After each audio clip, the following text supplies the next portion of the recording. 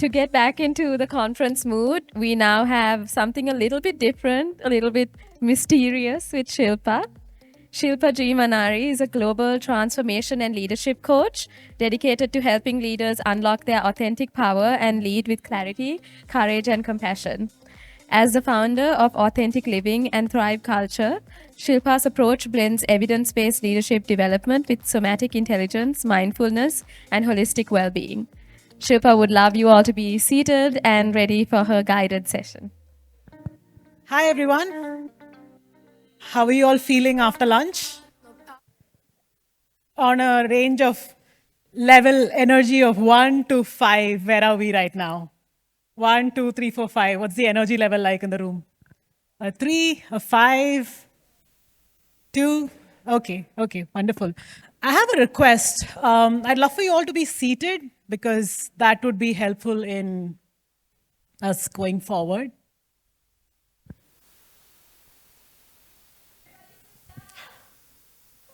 Oh, yeah. Okay. It's been a wonderful 1.5 days, and I know the next second half is also going to be really brilliant. And we're going to take these 15 minutes to do a little bit of reset. Okay, and the process of the reset is going to start with a journey that I would love for you all to take along with me.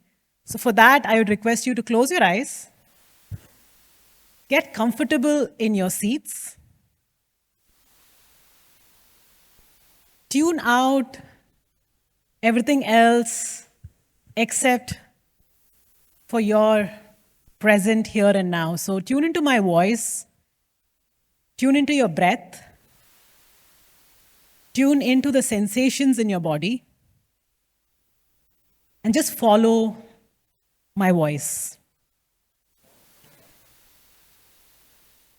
You have decided after this BBB that you want to go on a trek, a solo trek. And I'm going to pick upstate New York, the Adirondack Ranges. You can either continue that trek with me or someplace else. And it's a 2-day trek. You have packed your backpack, your camping kit, everything is there with you. And you've headed there. You found a beautiful spot. You've decided to stay the night. You're enjoying nature. There's greenery all around you. There is silence away from the city, but you can only hear nature at this point of time. You decide to go for a walk, explore the place a little bit. And as you're walking around, you sense ruffling of feathers, ruffling of trees and plants, and you sense that there is some animal around. You're hoping it's a wild dog. You're just hoping it's something that's not dangerous for you.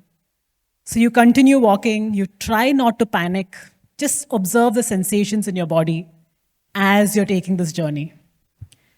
But then you realize that there is a grizzly bear in your vicinity. What does that feel like?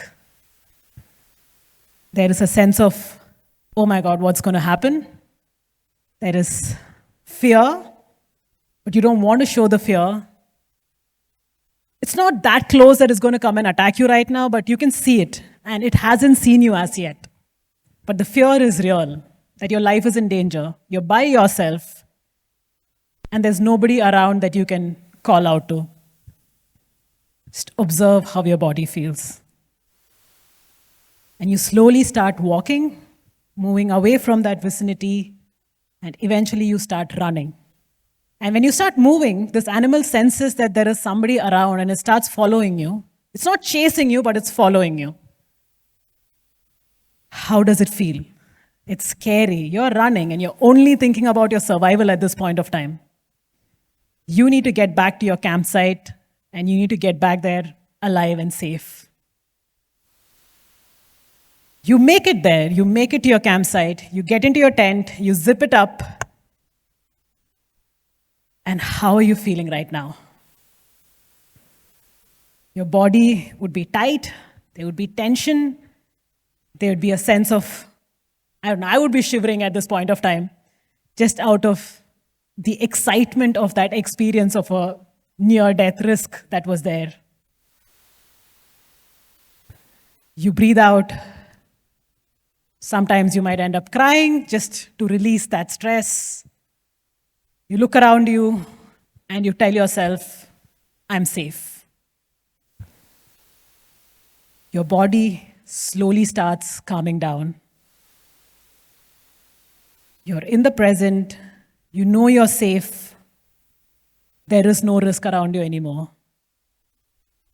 Feel the tension releasing from your body.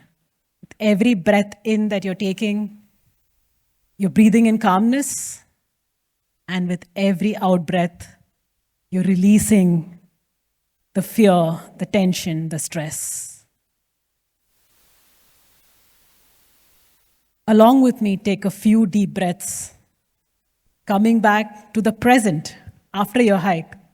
You're back here in this room. Take a deep breath in through your nose and then slowly breathe out through your mouth.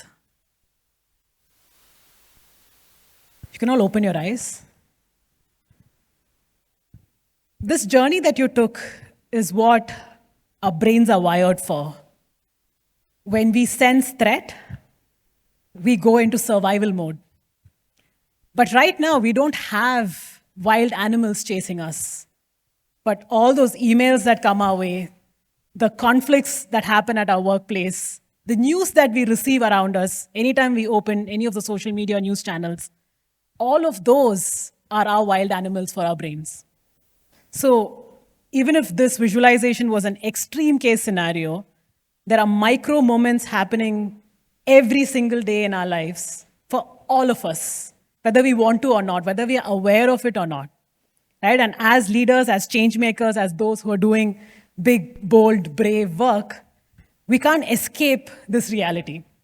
But what we can do is to acknowledge it and find systems and ways to manage it. So the three things that happened in the visualization that you just went through.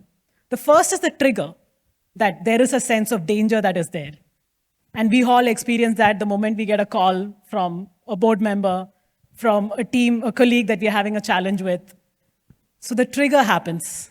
And then to respond to that trigger, we go into the survival mode. Both of these are things that we are very well aware of, and it happens automatically. But what we don't do is the third step, that is the reset.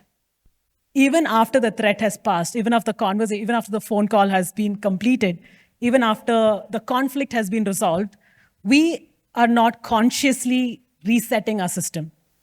So that is where most of the breakages happen. And this is something I'm very passionate about because I have myself experienced the outcome of pent-up stress by being someone who's a workaholic, someone who was doing some really important work, but when finally this comes out and you crash, then your health takes a hit and you're not able to be functional for anybody at that point of time. And I say that I'm grateful that I experienced depression when I did, because then I knew that I had to learn to reset. Otherwise, it is like all of us, our genetics is like a fully loaded gun, and our lifestyle is the trigger that pulls it. And a lot of us are focused on our physical well-being, but you can eat well, you can work out really well, but if we are not intentionally managing our stress, it all collapses at the end of the day. And then we become dysfunctional. So instead of us getting to that stage of dysfunction, what is important is to consciously reset. And how can we do that? It's actually by trying to go back to the roots. The conversation that we've had about building cities and communities or countries like a forest, right? Being sustainable. So that's the whole goal. And the first thing that you could do to manage that is to come back and be in your present. And that is just by focusing on your breath. So you breathe in and you breathe out. So we can do one exercise. And my goal for today is, even if you could take one or two practices and go back and utilize it in your everyday life, that would be really useful. And we don't need to do rocket science at this point of time. It's the basic fundamentals that we need to go back to and just do that consistently. So the first thing would be coming back to our body, to our breath. So if all of you could, follow along, we'll do the 4-7-8 method of breathing. So 4 counts of inhalation, hold for 7 counts, and then 8 counts of exhalation. Can we try that? Okay, let's do that. Everyone take a nice deep breath in through your nose. 1, 2, 3, 4. Hold. 1, 2, 3, 4, 5, 6, 7. And exhale. 1, 2, 3, 4, 5, 6, 7, 8. I know it'll be different for each one of us based on our lung capacity, but the whole idea is shorter in-breaths, longer exhalation. So that one simple practice is something that's going to be useful. The other thing that is very useful is to move your body, right? To shake your body. So can we all stand up? Yeah, exactly what you did. And just shake. Just move your hands, move your legs, just move, just jump like, on your feet, up and down. It helps. It's very helpful for your nervous system regulation. So doing that for a minute between meetings is going to take you a long way. You can all sit down again. Thank you. The other thing that you can do is to connect. Connection is something that's really important too. So if you have someone who you trust really well, you can talk to them so that you can, process what you have experienced. If you're seeking professional help, you can talk to a professional therapist, or you could just go and get a hug from someone who you care about. And if you don't have anybody around you that, who you could go and hug, you can just wrap your hands around yourself and give yourself a self-hug. So why don't we do that as well? Yes, just hug yourself. And just hold yourself and sway.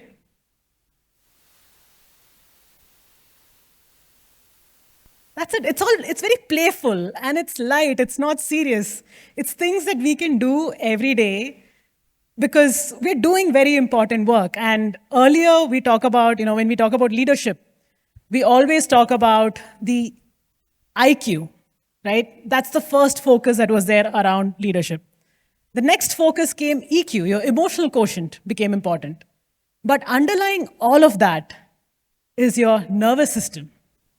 So our nervous system, regulation capabilities right now is what really defines our ability to show up in any and every role that we play. And all of these things that we just did is to self-regulate our nervous system.